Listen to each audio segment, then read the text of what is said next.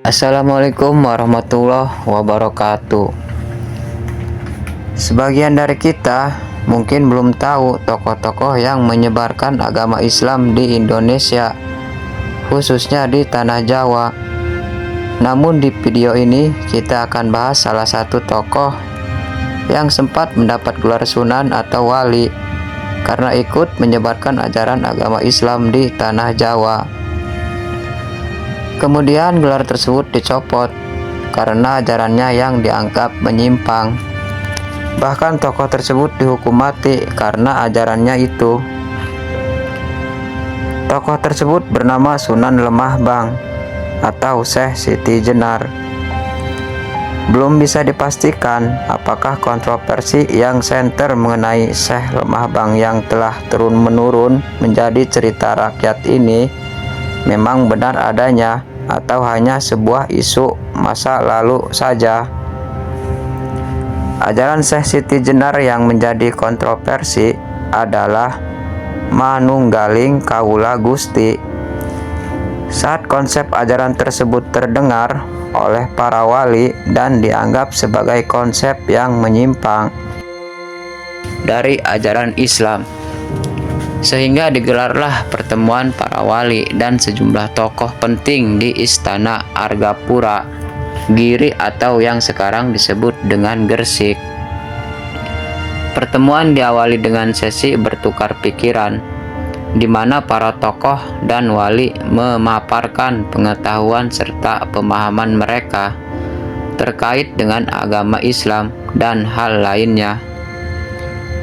Riuh pada pertemuan tersebut bermula ketika Syekh Lemah Bang mendapatkan gilirannya untuk berargumen.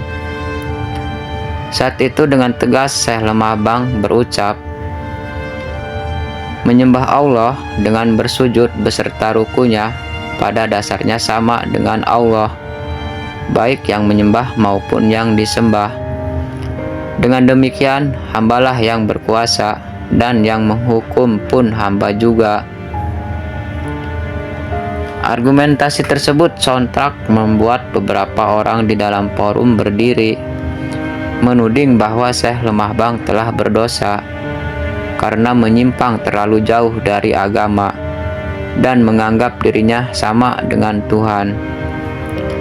Namun, dengan tenang Syekh Lemah Bang menanggapi segala tudingan tersebut, sembari berkata, biar jauh tetap benar, sementara yang dekat belum tentu benar.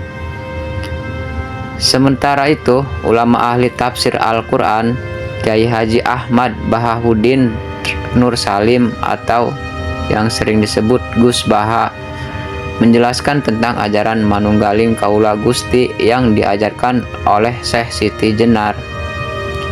Ia berkata, ajaran itu lahir karena seseorang terlalu percaya diri jika Tuhan sudah menyatu ke dalam dirinya. Sampai ada aliran Wahdatil Wujud atau Manunggaling Kaula Gusti karena seseorang terburu-buru merasa dekat dengan Tuhan. Lalu Tuhan dianggap bersemayam di dirinya masing-masing, akhirnya mempunyai keyakinan Manunggaling Kaula Gusti atau disebut Wahdatil Wujud. Gus Baha menceritakan Syekh Siti Jenar saat dipanggil Wali Songo untuk diadili sebab mempunyai aliran Wahdatil Wujud tersebut. Ketika dia berada di rumah, ada utusan Wali Songo yang datang lalu berkata, Siti Jenar, kamu dipanggil Wali Songo. Kemudian Siti Jenar menjawab, di sini tidak ada Siti Jenar, adanya Allah. Akhirnya utusan Wali Songo pulang. Kata Syekh Siti Jenar, tidak ada makhluk, yang ada hanyalah Allah. Entah Wali Songo lupa atau memang keliru, namanya wali juga manusia. Ya sudah, Allah panggil, kata Wali Songo, karena kalau disebut Siti Jenar kan tidak mau. Utusan Wali Songo tadi akhirnya datang lagi dan berkata, Siti Jenar, kata Wali Songo, Allah dipanggil. Lalu Syekh Siti Jenar menjawab, wali bodoh, Allah jangan dipanggil, tidak sopan.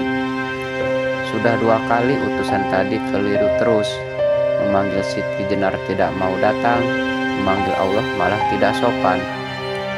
Singkat cerita, akhirnya Wali Songo kesal, lalu mengutus Sunan Kalijaga untuk mengajak perang Syekh Siti Jenar. Nah, salahnya Siti Jenar, dia kalah dalam peperangan tersebut. Akhirnya kita secara sederhana kan bisa menyimpulkan bahwa jelas itu bukanlah Allah. Masa Allah kok kalah sama Sunan Kalijaga?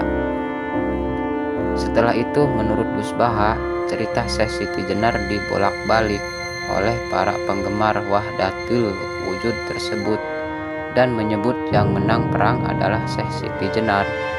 Jenazahnya wangi, lalu mengarahkan Wali Songo lah yang curang. Apapun itu, aliran Wahdatul Wujud tidak mungkin benar, karena bagaimanapun kita pernah tidak ada, menjadi ada. Itu bukti bahwa kita adalah makhluk, ucap Gus Baha. Wallahu a'lamu bishawab. Assalamualaikum warahmatullahi wabarakatuh.